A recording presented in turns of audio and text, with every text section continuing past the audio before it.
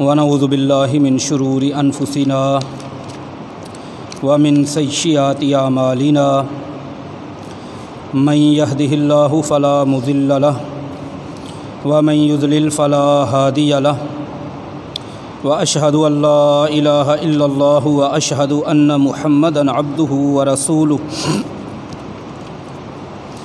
اما بعد فاعوذ باللہ السمیع العلیم من الشیطان الرجیم من ہمزہ ونفخہ ونفثہ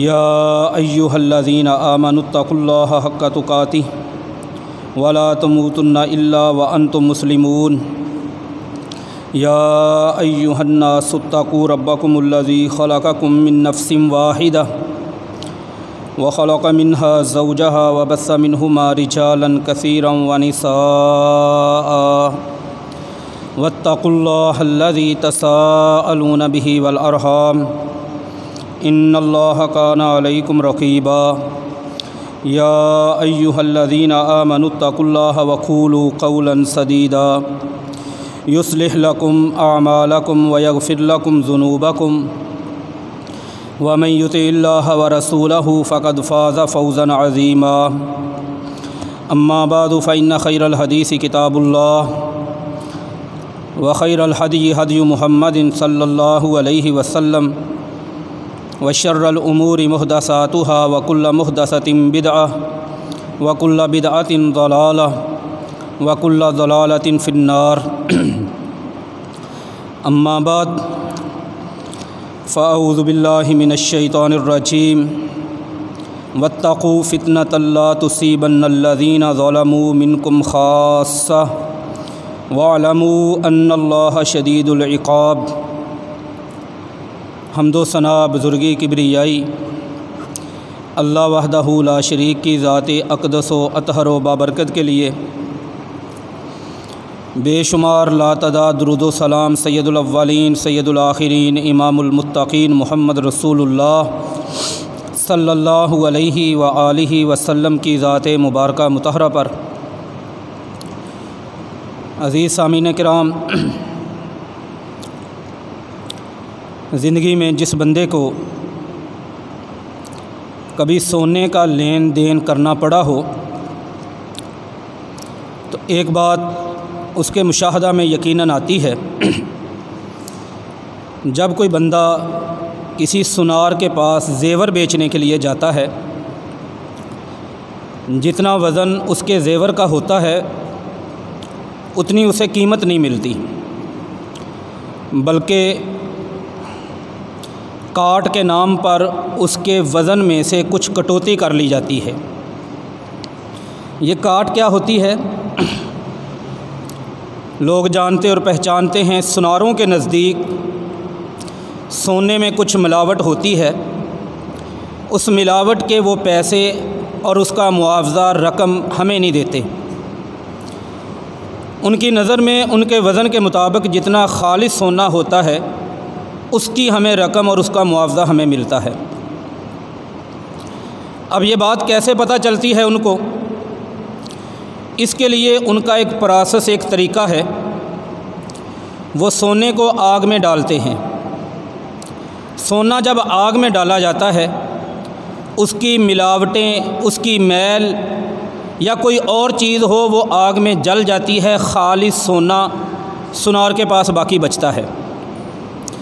عرب کے علاقوں میں بھی یہ کام ہوتا تھا، سونے کو خالص کرنے کا طریقہ اسے آگ میں ڈال دیا جائے، آگ اس کی ملاوٹ کو جلا دے، خالص سونا باقی رہ جائے۔ اس عمل کو عربی زبان میں فتنہ کہا جاتا ہے، یعنی سونے کو آگ میں ڈالنا اس کی ملاوٹ ختم کرنے کے لیے، اس کو خالص کرنے کے لیے۔ جیسے سونا آگ کی بھٹی میں سے گزرنے کے بعد خالص باقی بچتا ہے، ایسے ہی مومن بندے کی زندگی میں بعض آزمائشیں، بعض حالات ایسے آتے ہیں جن سے ایمان والا بندہ گزرنے کے بعد اس میں سے کھوٹیں ختم ہو جاتی ہیں، ملاوٹیں ختم ہو جاتی ہیں، خالص ایمان اس کے پاس باقی بچتا ہے۔ اسی کو شریعت فتنہ کہتی ہے۔ جس دور میں آج کل میں اور آپ موجود ہیں، آپ نے اکثر کتابوں میں پڑھا ہوگا، علماء سے سنا ہوگا کہ یہ فتنوں کا دور ہے، فتنوں کا دور ہے۔ سوال یہ ہے کہ فتنہ کسے کہتے ہیں؟ کیا واقعہ ہی مسلمان کو فتنے کی پہچان ہونی چاہیے؟ تیسرے نمبر پر فتنے سے بچانے والی چیز کون سی ہے؟ اور ایک طالب علم کی حیثیت سے میں یہ بات عرض کر دوں، آج کے اس دور اور زمانے میں جتنے فتنے موجود ہیں، شاید ہی کبھی دنیا کی تاریخ میں مسلمانوں کے لیے اتنے فتنے ہوں۔ کسی ایک وقت کے اندر ہر طرف قرآن و سنت کا علم ہو تو انسان کو فتنے ہی فتنے نظر آتے ہیں۔ تو کیا اسی بات پر ہمیں گزارا کر لینا چاہیے بس جی فتنے کا زمانہ ہے، فتنے کا زمانہ ہے، فتنے کا زمانہ ہے؟ یا ہماری ذمہ داری یہ بھی ہے کہ ہمیں اس بات کا علم ہو کہ فتنے سے کیسے بچا جاتا ہے، ہمیں اس بات کا علم ہو کہ اللہ کے پیارے پیغمبر محمد رسول اللہ صلی اللہ علیہ وآلہ وسلم نے اپنی امت، اپنے صحابہ کو فتنوں سے بچانے کے لیے کتنی تربیت کی۔ ہمیں اس بات کا بھی علم ہونا چاہیے کہ ہمارے زمانے میں موجودہ فتنے کون کون سے ہیں، ان کی قسمیں کیا کیا ہیں۔ اللہ کے فضل اور اللہ کی توفیق سے میں یہ کوشش کروں گا کہ آئندہ جمعوں میں ہم اس فتنوں کے حوالے سے اپنے مضمون کو اچھی طرح دیکھ پائیں اور فتنوں کو سمجھ پائیں۔ سب سے پہلے میں نے فتنے کی تعریف آپ کے سامنے عرض کی کہ لغت میں سونے کو بھٹی میں ڈال کر خالص کرنا، اس کو فتنہ کہا جاتا تھا۔ پھر یہی لفظ مومنوں کی زندگی میں آنے والی ان آزمائشوں پر بولا جانے لگا جس کا شکار ہو کر کئی لوگ اپنے ایمان کا نقصان کر لیتے ہیں، اور کئی لوگ اپنے ایمان کو خالص اور اللہ تعالیٰ کو پسند آ جانے والے ایمان کی صورت میں چلے جاتے ہیں۔ یہ تو فتنے کی تعریف ہے، فتنے کی پہچان ہے۔ ایک بات سمجھنی بڑی ضروری ہے، ہمارے اس پنجابی کے ماحول میں لفظ فتنہ ہمیشہ بری چیز اور گندی چیز کے لیے بولا جاتا ہے۔ کوئی بندہ دنیا کو بڑا تنگ کرتا ہے، لوگ کہتے ہیں یہ فتنہ ہے۔ کوئی بندہ کسی جگہ پر کسی خباثت کا اظہار شروع کر دے، لوگ کہتے ہیں یہ فتنہ پھیلا رہا ہے۔ لیکن قرآن و سنت میں آنے والا لفظ فتنہ ہمیشہ غلط اور برے معنی پر مشتمل نہیں ہوتا۔ قرآن و سنت میں جب لفظ فتنہ بولا جاتا ہے اس کے نتائج اچھے بھی ہوتے ہیں، برے بھی ہوتے ہیں۔ قرآن مجید میں اللہ کریم فرماتے ہیں انما اموالکم واولادکم فتنہ، تمہارا مال اور تمہاری اولاد یہ فتنہ ہے۔ میں اور آپ جانتے ہیں کہ ہر بندے کا مال اس کو برائی کی طرف نہیں لے کے جاتا۔ کئی لوگ اپنے مال کو اچھی جگہ پر خرچ کر کے اللہ تعالیٰ کی جنتوں کے حقدار بن جاتے ہیں۔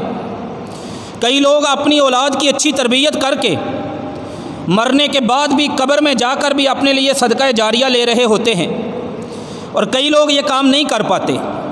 پتہ چلا ہماری پنجابی اور اردو کا فتنہ اور ہے، عربی زبان میں قرآن و سنت میں آنے والا لفظ فتنہ اور ہے۔ یہ دو بنیادی چیزیں ہیں۔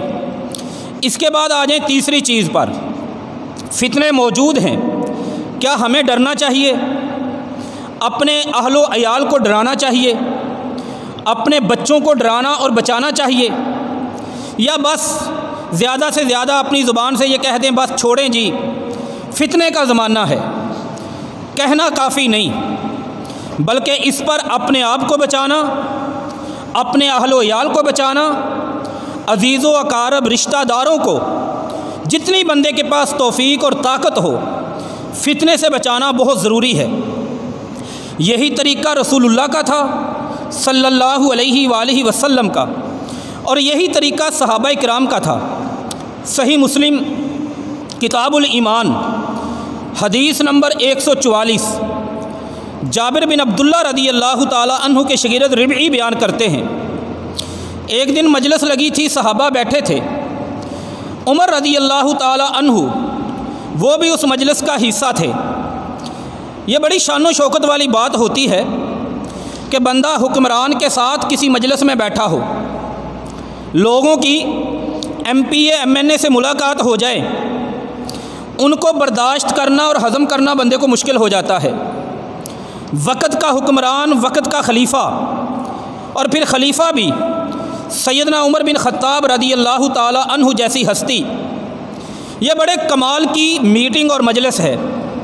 عمر رضی اللہ تعالی عنہ کہتے ہیں بھائی ایک بات بتاؤ، ایکم سمع رسول اللہ صلی اللہ علیہ وسلم یذکر الفتنہ، کوئی بندہ ہے تم میں سے جس نے پیارے پیغمبر کی زبان سے فتنوں کا تذکرہ سنا ہو؟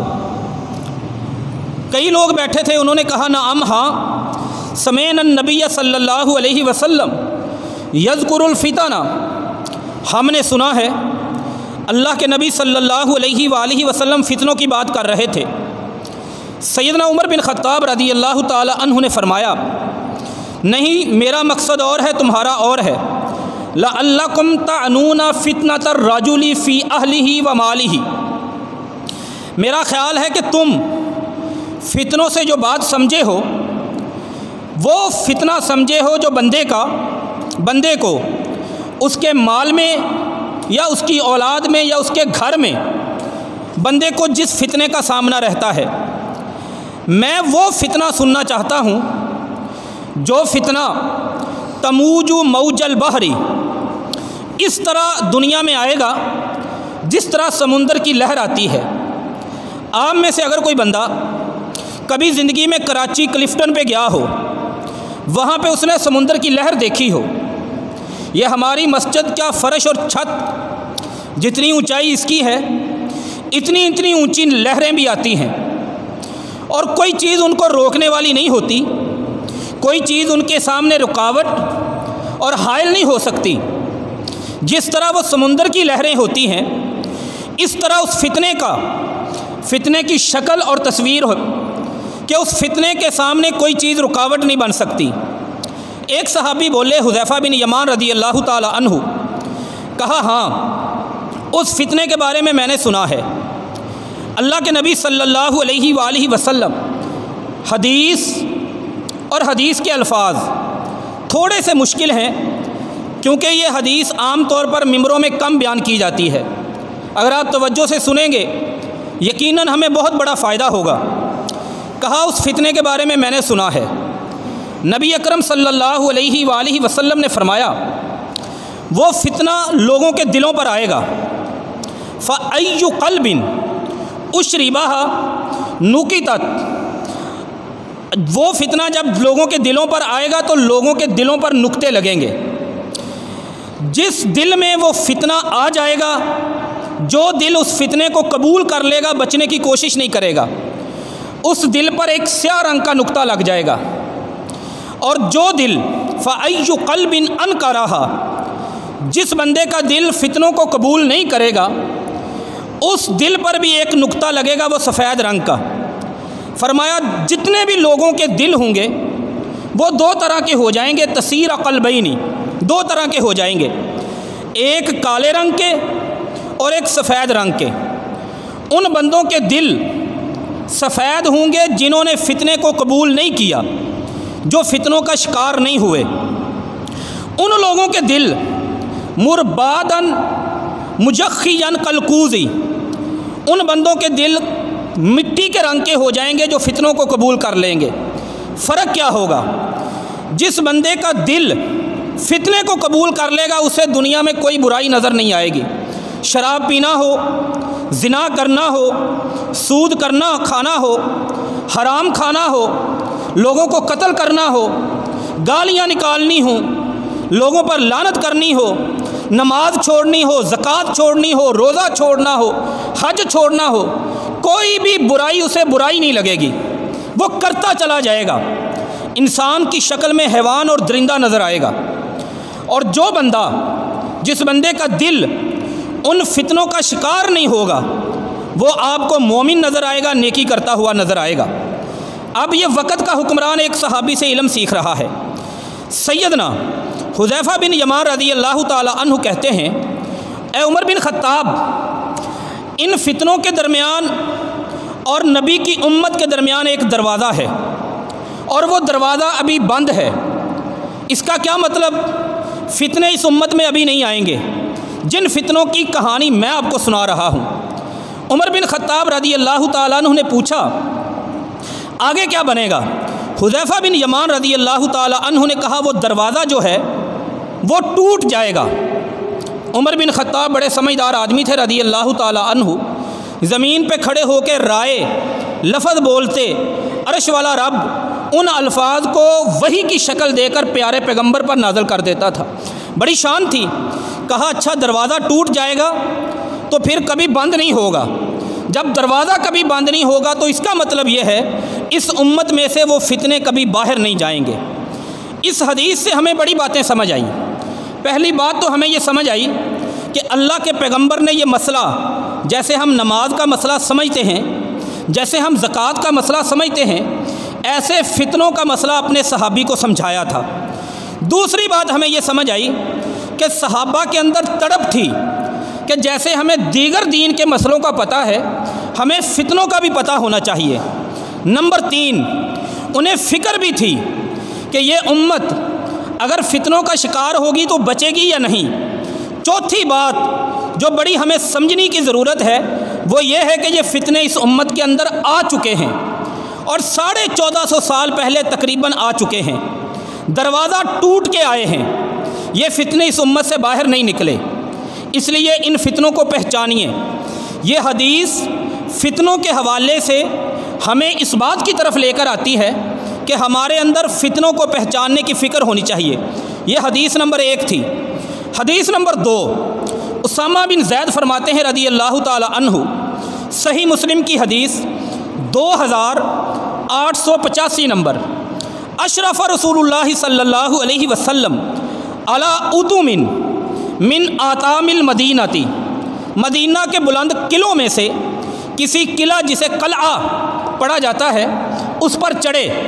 صحابہ بھی ساتھ تھے۔ فرمایا صحابہ ایک سوال کا جواب چاہیے، کیا اترون ما ارا، جو چیز میری آنکھوں کو نظر آ رہی ہے کیا وہ تمہیں بھی نظر آتی ہے؟ قالو، صحابہ نے کہا ما نرا، ہمیں کوئی چیز نہیں نظر آ رہی۔ فرمایا مجھے یہ نظر آ رہا ہے کہ ان الفتن تنزل، میں دیکھ رہا ہوں کہ فتنے تمہارے گھروں پر اس طرح گرتے مجھے نظر آ رہے ہیں جس طرح بارش کے قطرے خلال بیوتکم تمہارے گھروں پہ گرتے ہیں۔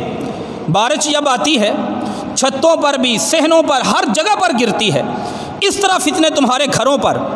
تو واقعہ ہی مدینہ والوں کو بڑے فتنوں کا سامنا تھا۔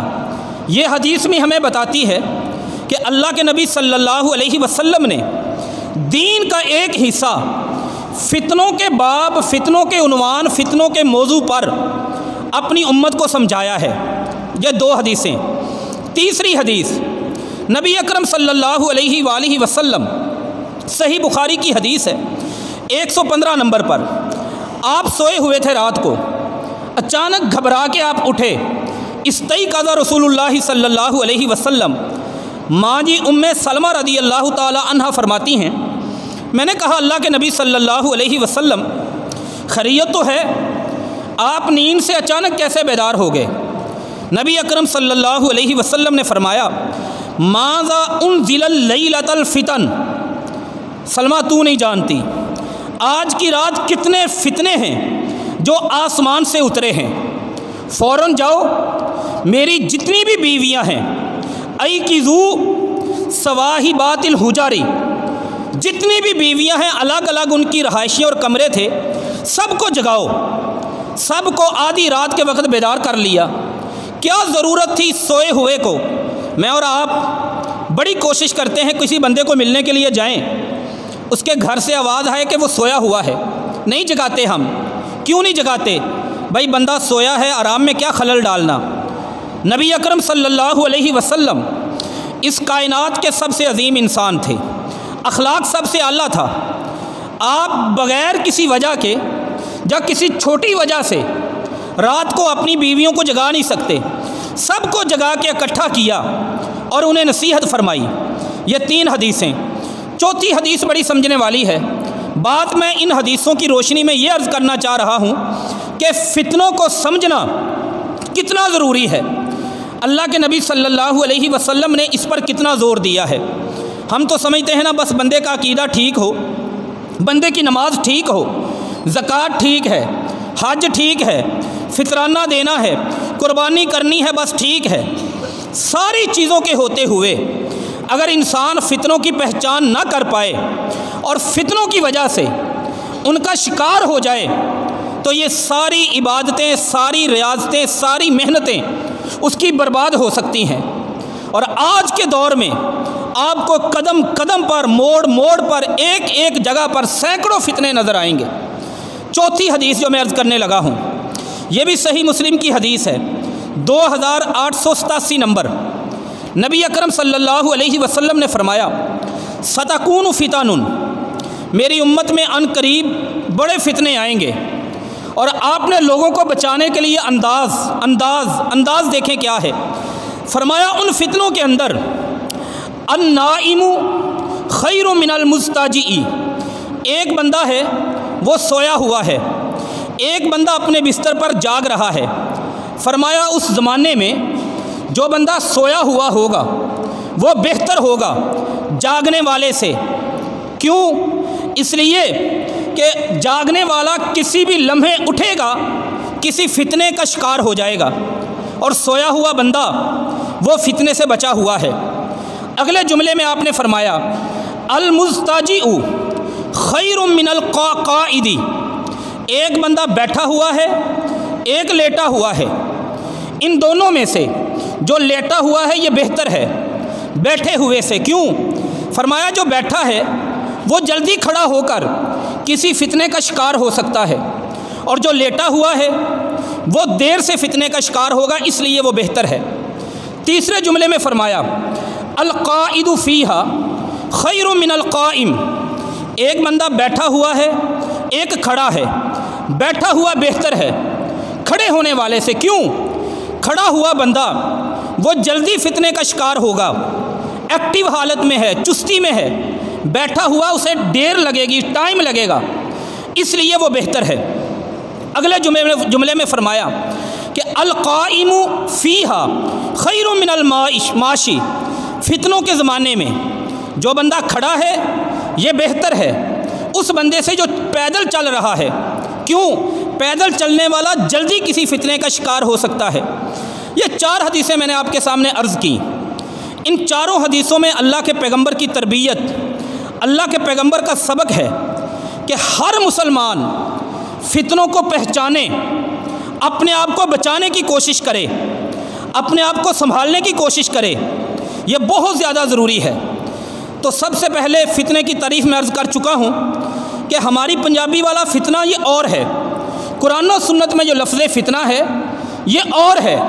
قرآن و سنت میں آزمائش کے معنی میں فتنہ ہوتا ہے، جس میں خالص ایمان اور کھوٹا ایمان ان میں فرق ہو جاتا ہے۔ ایک بات۔ دوسری بات، جتنے بھی فتنے ہیں نا اس دنیا میں، یہ بات قابل توجہ ہے، جتنے بھی فتنے ہیں ان کے 2 گروپ ہیں۔ ایک گروپ ہے فتنوں کا خواہشات، کچھ فتنے ہیں آج کے دور میں جو سارے کے سارے خواہشات کی وجہ سے ہیں۔ بندے کے دل میں خواہش پیدا ہوتی ہے بدکاری کرنے کی، وہ بدکاری کی طرف چلا جاتا ہے، یہ فتنے کا شکار ہو گیا دل کی خواہش کی وجہ سے۔ بندے کے دل میں خواہش پیدا ہوئی میرا مکان، کوٹھی خوبصورت ہونی چاہیے، حرام مال کمانے لگ گیا، حرام کا شکار ہو گیا یہ دل کی خواہش کی وجہ سے، سود کھانا شروع کر دیا دل کی خواہش کی وجہ سے، رشوت لینا شروع کر دی دل کی خواہش کی وجہ سے۔ ایک فتنوں کا گروپ، ایک فتنوں کا مجموعہ، وہ سارے کا سارا اس لیے بندے کے اوپر حملہ کرتا ہے بندے کے دل کی خواہش کی وجہ سے۔ نمبر 2، دوسرے جتنے بھی فتنے ہیں ان کا شکار بندہ ہوتا ہے شبہوں کی وجہ سے، شبہ کی وجہ سے۔ یہ شبہ سمجھ لیں یہ بڑا کیا ہے۔ ایک بندے کے گھر میں فوتگی ہو جاتی ہے، وہ اس کا جنازہ پڑھنے کے بعد، اس کا سب کچھ کرنے کے بعد جنازے پہ اعلان ہوتا ہے کہ جی کل 9 بجے اس کی کل خوانی کی جائے گی۔ اب کئی لوگ ہیں ان کے جنازوں پر یہ اعلان نہیں ہوتا کہ اس کے کل کروائے جائیں گے۔ کئی لوگ ہیں ان کے جنازوں پر اعلان ہوتا ہے کل کروائے جائیں گے، کئیوں پر نہیں ہوتا۔ سوال یہ ہے کل کروانے والا بندہ وہ حق پر ہے یا جو کل نہیں کرواتا وہ حق پر ہے؟ اب جو کل نہیں کرواتا وہ سائڈ پہ چلا گیا، جو کل کرواتا ہے اگر اسے کسی نے زندگی میں کہا یہ کل کروانا جائز نہیں تو وہ اپنے مولوی صاحب کے پاس جاتا ہے، مولوی صاحب اسے دلیل دیتا ہے۔ سادے لفظوں میں بات سمجھیے، جو بندہ کل کرواتا ہے، ختم دلاتا ہے، میلاد مناتا ہے، 11ویں کا ختم دلاتا ہے، وہ بھی اپنے پاس ایک دلیل رکھتا ہے، اور جو بندہ یہ کام نہیں کرتا اس کے پاس بھی دلیل ہے۔ اب قرآن اور سنت ایک ہے، اللہ بھی ایک ہے، پیغمبر بھی ایک ہیں، یہ دونوں بندے حق پر نہیں ہیں، ان دونوں میں سے ایک حق پر ہے۔ میں ٹھپا نہیں لگاتا کہ حق پر کون ہے، یہ آپ کی بھی ذمہ داری ہے، یہ میری بھی ذمہ داری ہے کہ میں دین کا علم حاصل کروں، میں پڑھوں۔ دونوں کے پاس دلیل ہے۔ جو مولوی صاحبان کہتے ہیں کل کرواؤ، ان سے جا کر دلیل مانگو، وہ دلیلیں آپ کو دیں گے۔ جو کہتے ہیں نہیں کروانے، ان کے پاس جا کر پوچھیں، وہ بھی آپ کو دلیل دیں گے۔ اب قرآن و سنت ایک ہے، دونوں میں سے ایک کی دلیل سچی ہے، دوسرے کی سچی نہیں ہے، لیکن دوسرا بھی دلیل لے کے بیٹھا ہے۔ اب جو دوسرا بندہ ہے نا، اس کی دلیل دونوں میں سے جس کو مرضی لے لیں، اس کی دلیل نہیں، شبہ ہے۔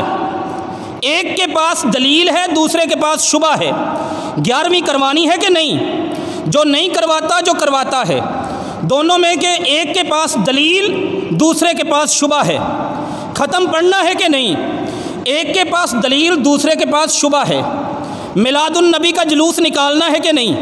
ایک کے پاس دلیل، دوسرے کے پاس شبہ ہے۔ فلاں مقرر کو سنیں، مرزائیوں کے پاس چلے جائیں، مرزا غلام احمد قادیانی کو نبی کیوں مانتے ہو؟ وہ قرآن کی آیتیں پڑھیں گے، وہ حدیثیں پڑھیں گے۔ دوسروں کے پاس آ جائیں، مسلمانوں کے پاس، تم مرزا غلام احمد قادیانی کو نبی نہیں مانتے، یہ بھی قرآن کی آیتیں پڑھیں گے، حدیثیں پڑھیں گے۔ یہ دونوں گھر دلیلیں لے کے بیٹھے ہیں، حالانکہ حقیقت میں ایک کے پاس دلیل ہے، دوسرے کے پاس شبہ ہیں۔ آپ دوسری طرف چلے جائیں، تقلید کرنی ہے کہ نہیں؟ دونوں گھر دلیلیں پیش کریں گے۔ فلاں امام کی تقلید کرنی ضروری ہے، وہ دلیل دیں گے۔ فلاں امام کی تقلید نہیں کرنی، اللہ کے نبی کی اتباع کرنی ہے، دونوں گھر دلیل دیں گے، حالانکہ دونوں کی دلیل نہیں ہے۔ ایک کے پاس دلیل، ایک کے پاس شبہ، کیونکہ حق ایک ہوتا ہے، حق دو نہیں ہوتے۔ ایک کے پاس دلیل، ایک کے پاس شبہ، تو فتنے، دوسرے فتنے شبہ کے ہیں۔ تو ہم جب بھی کسی فتنے کو دیکھیں، سب سے پہلے ان کو تقسیم کر لیں۔ بندہ جب بھی فتنے کا شکار ہوتا ہے، یا تو دل کی گندی خواہش کی وجہ سے کسی فتنے میں ڈوب جاتا ہے، شکار ہو جاتا ہے، یا کسی شبہ کی وجہ سے۔ تو لوگ آج کل سب سے زیادہ فتنوں کے شکار، ہر طرف فتنہ نظر آئے گا۔ مسلک گننا شروع ہو جائیں، ہاتھوں کی انگلیاں ختم ہو جاتی ہیں، فرقے ختم نہیں ہوتے، مسلک ختم نہیں ہوتا۔ دیوبندی، بریلوی، شیعہ کے آگے کئی فرقے، بریلویوں کے آگے کئی، دیوبندیوں کے آگے کئی، مرزائیوں کے آگے کئی، ایک ایک گھر میں کئی۔ تو یہ سارے فتنے ہیں۔ حرام کو لوگ سینے سے لگا کے بیٹھے ہیں، جیسے قیامت کی کسی کو پرواہ نہیں، مرنے کی کسی کو فکر نہیں۔ یہ سارے فتنے ہیں۔ فتنوں سے اللہ کے پیغمبر نے ڈرایا ہے۔ بندہ بعض دفعہ بڑی خشوع و خضوع سے رات کو اٹھتا ہے، وہ اٹھ کے وضو کرتا ہے، نیند کو چھوڑ کے تہجد پڑھتا ہے اور نمازیں بھی پڑھتا ہے، لیکن وہ کسی فتنے کا شکار ہو کر وہ نماز نہیں پڑھ رہا ہوتا جو نماز رسول اللہ نے پڑھی تھی۔ وہ کسی فتنے کا شکار ہو کر مال ایسی جگہ پہ خرچ کر رہا ہوتا ہے جو قرآن و سنت کے بتائے ہوئے فارمولے اور اصول کے مطابق نہیں۔ لہٰذا ان ساری چیزوں کے ساتھ ساتھ فتنوں کی پہچان ضروری ہے۔ یہ چند چیزیں سمجھنے کے بعد آگے نبی اکرم صلی اللہ علیہ وسلم نے صحابہ کو فتنے بتائے بھی۔ آپ حدیث کی کتابیں کھولیں، صحیح بخاری کھولیں، آپ کو کتاب الفتن، جیسے کتاب الصلاۃ ہے نا، نماز کا مسئلہ ان محدثین نے بتایا، کتاب الزکوٰۃ، زکوٰۃ کی حدیثیں لکھیں، کتاب الحج، حج کی حدیثیں لکھیں، کتاب القیامت، قیامت کی حدیثیں لکھیں، جیسے کتاب الطہارہ، وضو، غسل، حیض، نفاس، اس کے احکام لکھے۔ ایسے ہی ہر حدیث کی کتاب میں کتاب الفتن، فتنوں کی پہچان بھی کرائی ہے، لیکن ہم مسلمان ہر دوسرے کو فتنے کا شکار سمجھ سکتے ہیں۔ اگر نہیں سمجھتا تو میں اپنے آپ کو فتنے کا شکار نہیں سمجھتا، آپ اپنے آپ کو فتنوں کا شکار نہیں سمجھتے۔ پھر اس دور میں یہ یوٹیوب کے نام پر، فیس بک، سوشل میڈیا کے نام پر، پہلے پرانا زمانہ ہوتا تھا، کسی مولوی صاحب کو اپنی بات سنانے کے لیے، اگر وہابی مولوی ہے، اس نے سنیوں کو بات سنانی ہے، اس کے لیے بڑی مشکل تھی، وہ سنیوں کی مسجد میں کیسے جائیں، سنی وہابیوں کی مسجد میں نہیں آتے۔ اور اب یوٹیوب کے نام پر ایک پلیٹ فارم موجود ہے، جس کا چاہتا ہے وہ چینل بنا کے ویڈیو ریکارڈ کر کے وہ اپنی چینل پہ سجا دیتا ہے، سارے لوگ سنتے ہیں۔ اس لیے اس دور میں فتنوں سے بچنا بہت ضروری ہے۔ نبی اکرم صلی اللہ علیہ وسلم نے صحابہ کی تربیت کی، آپ نے فرمایا لوگو فتنوں کے زمانے میں اگر کسی بندے کو، فرمایا سب سے بہترین، خیر الرجل، سب سے بہترین بندہ وہ ہوگا جو فتنوں سے بچے گا۔ اگرچہ اسے فتنوں سے بچنے کے لیے اپنی چند بکریاں لے کر، اپنی آبادی کو چھوڑ کر، اپنی بستی کو چھوڑ کر، اپنے شہر کو چھوڑ کر، اپنے گاؤں کو چھوڑ کر، اپنی برادری کو چھوڑ کر، اپنے یاروں کو چھوڑ کر، یتبعو بالغنم، اپنی بکریوں کو لے کر، علی شعف الجبال، پہاڑ کی چوٹی پر خیمہ لگا کے زندگی گزارنی پڑے، وہاں پر بکریاں چرا کے زندگی گزارنی پڑے، لیکن وہ اپنے آپ سے فتنوں کو بچانا چاہتا ہے، اپنے آپ سے فتنوں سے اپنے آپ کو محفوظ رکھنا چاہتا ہے۔ فرمایا اس کا گھر چھوڑنا، اس کا اپنی آبادی کو چھوڑنا، اپنے شہر کو چھوڑنا یہ بہتر ہے، کیونکہ یہ اپنے آپ کو فتنوں سے بچانا چاہتا ہے۔ اگلا سوال، فتنوں سے بچنے کا طریقہ کیا ہے؟ ہم بڑی تفصیل سے انشاءاللہ اللہ کے فضل سے اس سبق کو پڑھیں گے آنے والے جمعوں میں۔ ہمارے اس دور میں فتنے کون کون سے ہیں، کیسے دنیا ان کا شکار ہو رہی ہے، لیکن بچنے کا طریقہ کیا ہے؟ جامع ترمذی میں 2200 نمبر حدیث، رسول اللہ صلی اللہ علیہ وآلہ وسلم نے فرمایا، ان من ورائکم ایاما یرفع العلم ویکثر الجہل۔ فرمایا صحابہ تمہیں آنے والے دنوں میں ایک ایسی حالت کا سامنا کرنا پڑے گا جس میں علم کو اٹھا لیا جائے گا، علم کو اٹھا لیا جائے گا، وَيَكْسُرُ الْجَهْلُ، جہالت عام ہو جائے گی۔ جامع ترمذی 2200 نمبر حدیث۔ صحیح بخاری کی ایک روایت میں یہ لفظ کہ لوگ اس وقت جب علم کو اٹھایا جائے گا اور جہالت عام ہو جائے گی، اس وقت لوگ فتنوں کا شکار ہوں گے۔ اور ساتھ یہ بھی ہے اتخذ الناس رؤوسا جہالا، جاہل لوگ ان کو اپنا امام بنائیں گے، پیر بنائیں گے، مفتی بنائیں گے، ان سے فتویٰ لیں گے اور وہ فتویٰ دیں گے، فافتوا فضلوا، وہ خود بھی گمراہ ہوں گے اور جن کو فتویٰ دیں گے ان کو بھی گمراہ کر دیں گے۔ یہ حدیث ہمیں ایک بات سمجھاتی ہے، اگر ہم فتنوں کی پہچان چاہتے ہیں، اپنے آپ کو، اپنے بچوں کو بچانا چاہتے ہیں، اس کے لیے بڑی ہی ایک ضروری چیز یہ ہے کہ علم حاصل کیا جائے۔ علم کے ساتھ انسان فتنوں سے بچتا ہے۔ نبی اکرم صلی اللہ علیہ وآلہ وسلم کا فرمان، اس پر میں دلیل عرض کر دوں کہ علم ضروری ہے فتنوں سے بچنے کے لیے۔ سنن ابن ماجہ میں 4048 نمبر حدیث، ان رسول اللہ، زیاد بن لبید رضی اللہ تعالی عنہ بیان کرتے ہیں، ان رسول اللہ صلی اللہ علیہ وآلہ وسلم ذکر شیئا، اللہ کے نبی صلی اللہ علیہ وسلم نے ایک دن کوئی مسئلہ ہمیں بتایا، اور اس مسئلے کو بتانے کے بعد نبی اکرم صلی اللہ علیہ وسلم نے فرمایا کہ یہ جو مسئلہ ہے، یہ جو فتنہ ہے، اس کا شکار دنیا ہو جائے گی، اور جس وقت دنیا اس کا شکار ہوگی، قلت العلم، علم کی کمی ہوگی۔ اب زیاد بن لبید رضی اللہ تعالی عنہ بڑے حیران ہوئے، کہا اللہ کے نبی صلی اللہ علیہ وسلم علم کی کمی کیسے ہو سکتی ہے؟ ہمارے پاس اللہ کا قرآن ہے، ہم لوگ اللہ کا قرآن، نقرأ القرآن، ہم اللہ کا قرآن پڑھتے ہیں، وَنُقْرِئُهُ أَبْنَاءَنَا، قرآن اپنے بچوں کو پڑھاتے ہیں۔ ہم میں سے بھی بندے یہی سمجھتے ہیں نا، ہمارے گھر میں قرآن ہے، ہم قرآن پڑھتے ہیں، ہمارے بچے قرآن پڑھتے ہیں، ہم کیسے فتنوں کا شکار ہو سکتے ہیں؟ فرمایا ہمارے پاس قرآن ہے، ہم قرآن پڑھتے ہیں، ہم اپنے بچوں کو قرآن پڑھاتے ہیں، يُقْرِئُهُ أَبْنَاؤُنَا أَبْنَاءَهُمْ، ہمارے بچے آگے جا کر اپنی اولادوں کو قرآن پڑھائیں گے۔ میرے نبی صلی اللہ علیہ وسلم نے کہا کہ میں تمہیں سمجھتا تھا کہ انی کنت لا ارا، میں تمہیں سمجھتا تھا کہ تم مدینہ کے بڑے سمجھدار بندے ہو، بڑے عقل مند بندے ہو، لیکن مجھے بڑا افسوس ہوا کہ تمہیں اس بات کا نہیں پتہ، ثقلت کا امو کا، جا تیری ماں تجھے گم پائے۔ ڈانٹا میرے نبی صلی اللہ علیہ وسلم نے۔ آپ نے فرمایا تو مجھے ایک سوال کا جواب دے، تو کہتا ہے کہ ہمارے پاس قرآن ہے، ہم قرآن پڑھتے ہیں، ہمارے بچے قرآن پڑھتے ہیں، ہمارے بچے اپنی اولادوں کو قرآن پڑھائیں گے، فتنہ علم کی کمی کیسے ہو جائے گی؟ آپ نے فرمایا تم مجھے ایک بات بتاؤ، بات یہ ہے کہ کیا ان ھذہ الیہود والنصارى، یہودی اور عیسائی ہیں آج کل؟ کہا ہیں اللہ کے نبی صلی اللہ علیہ وسلم، یہود و نصارہ۔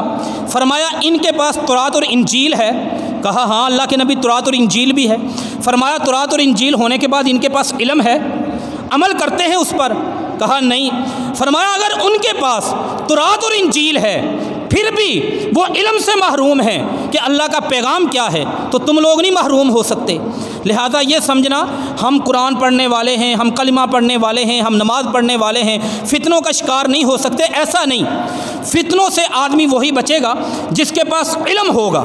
اور بد نصیبی یہ ہے کہ آج علم دنیا میں جلدی، ایک ہوتا نا جلدی، آپ یوں سمجھ لیں کہ اچانک ہم سے دور ہو رہا ہے۔ علم کیسے دنیا سے ختم ہوتا ہے، جہالت کیسے پھیلتی ہے؟ رسول اللہ صلی اللہ علیہ وسلم نے فرمایا، صحیح بخاری حدیث نمبر 100، ان اللہ تعالی 66 نمبر پر بھی، لا یقبض العلم انتزاعا، اللہ تعالیٰ علم لوگوں کے سینوں سے نہیں کھینچے گا۔ علم نے دنیا سے ختم ہونا ہے، لیکن اس طرح نہیں کہ اللہ تعالیٰ لوگوں کے سینوں سے علم نکال لے گا، ایسے نہیں۔ کیسے؟ ان اللہ تعالی یقبض العلم بقبض العلماء، اللہ تعالیٰ علم کو یوں اٹھائے گا کہ اللہ تعالیٰ علماء کو فوت کر دے گا۔ جب کوئی عالم فوت ہوتا ہے وہ اکیلا نہیں فوت ہوتا، اس کے سینے میں جتنا علم ہوتا ہے وہ بھی اپنے ساتھ قبر میں لے جاتا ہے۔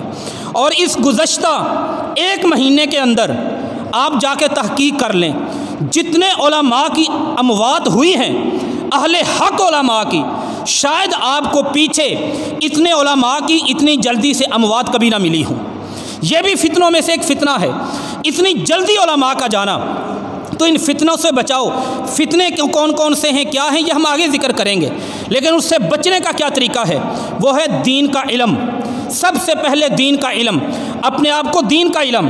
یہ سائنس، یہ ٹیکنالوجی، یہ فنون ہیں، یہ دنیا میں ترقی کے راستے ہیں، لیکن جس کی تفضیل، جس کی فضیلت، جس کی عظمت قرآن و سنت نے بیان کی ہے، اس علم سے مراد یہ دین کا علم ہے۔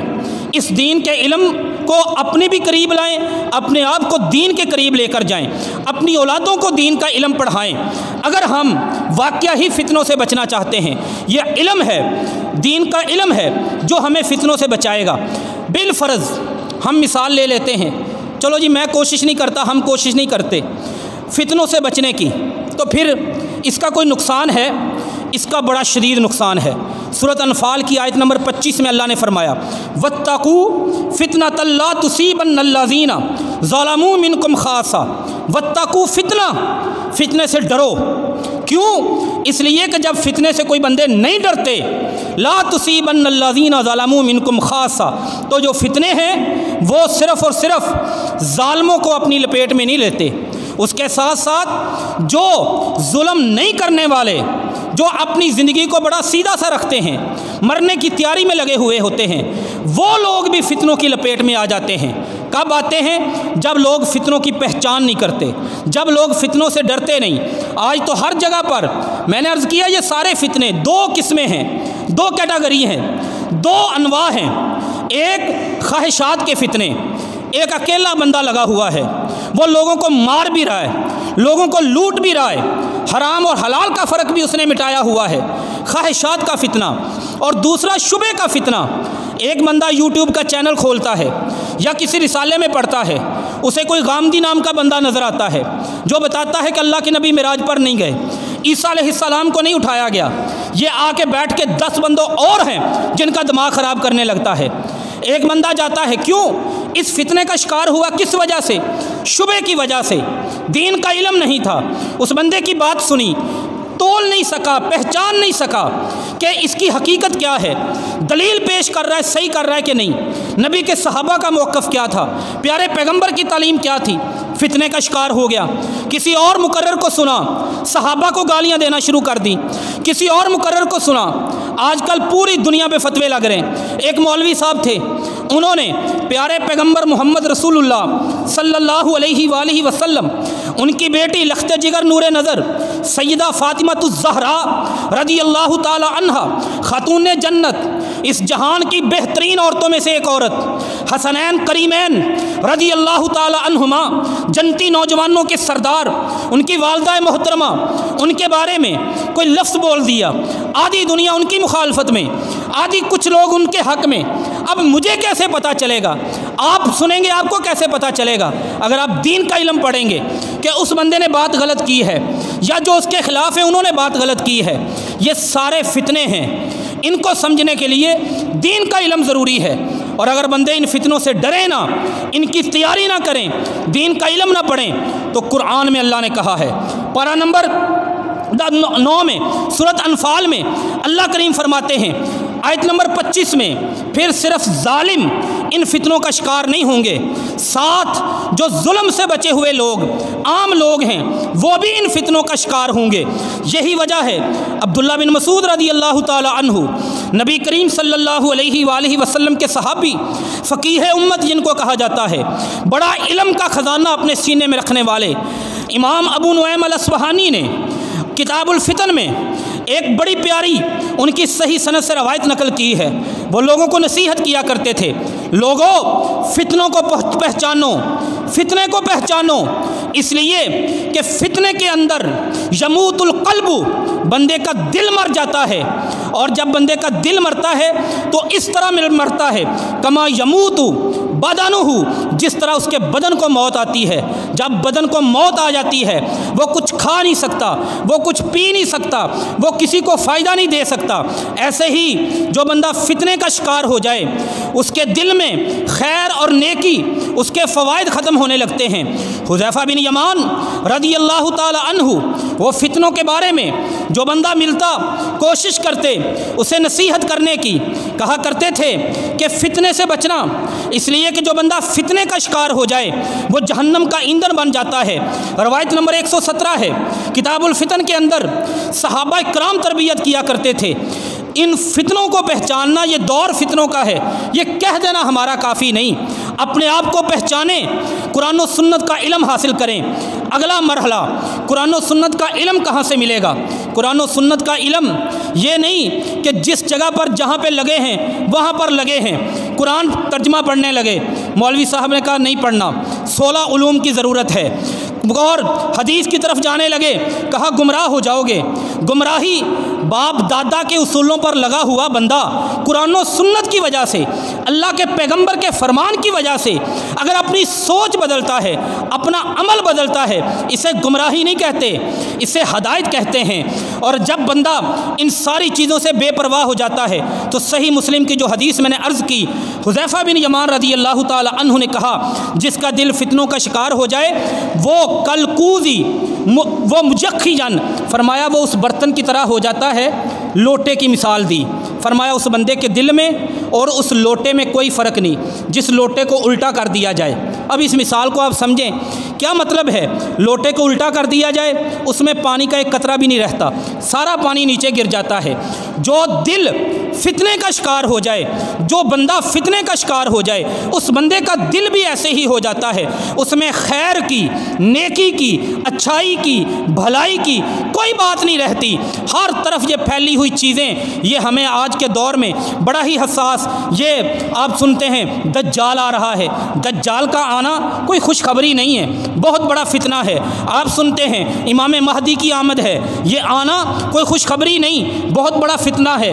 علماء کی اموات، یہ بہت بڑا فتنہ ہے۔ یکسر الحرج، قتل ہو جانا، یہ بہت بڑا فتنہ ہے۔ لوگوں کا گمراہی میں لگ جانا، یہ بہت بڑا فتنہ ہے۔ مسلمانوں کا مسلمانوں سے لڑنا، یہ بہت بڑا فتنہ ہے۔ لیکن ہم ان سے نکلیں گے کیسے؟ ہم ان کو پہچانیں گے کیسے؟ وہ قرآن و سنت کے علم کی بنیاد پر۔ تو سب سے پہلا علاج قرآن و سنت پر عمل کرنا، قرآن و سنت کا علم حاصل کرنا۔ دوسرا جو مختصراً نبی اکرم صلی اللہ علیہ وآلہ وسلم نے فرمایا، جامع ترمذی میں حدیث، بادروا بالاعمال فتنا کقطع اللیل المظلم۔ فتنوں سے بچنا چاہتے ہو؟ فرمایا عمل کرنے میں جلدی کرو، اپنے آپ کو علم کی طرف لے کے آئیں۔ نمبر 2، اپنے آپ کو عمل کی طرف لے کے آئیں۔ جو بھی نیکی کے کام ہیں اپنے آپ کو ان پہ، کرونا کی وجہ سے دنیا بند، مدارس بند، جمعوں پر پابندی، دروس پر پابندی، جلسوں پر پابندی، کانفرنس پر پابندی، لیکن آپ کی ذات پر پابندی نہیں ہے۔ آپ گھر میں بیٹھے ہوئے ہیں، دین کی کتابیں لیں، احادیث کی کتابیں لیں، قرآن کی تفسیر لیں، اس سے علم لینا شروع کریں۔ جو بات پڑھتے جائیں اللہ کے پیغمبر کی صحیح سند سے اس کے مطابق عمل کرتے چلے جائیں۔ جس بندے میں یہ 2 چیزیں آ جاتی ہیں، پیارے پیغمبر کی حدیثوں میں رہنمائی ہے، اللہ تعالیٰ اسے فتنوں سے محفوظ کر لیتا ہے۔ اللہ سے دعا ہے اللہ تعالیٰ ہم سب کو فتنوں سے محفوظ رکھے، نیکی کرنے کی، علم پڑھنے کی توفیق دے۔ وما علینا الا البلاغ المبین۔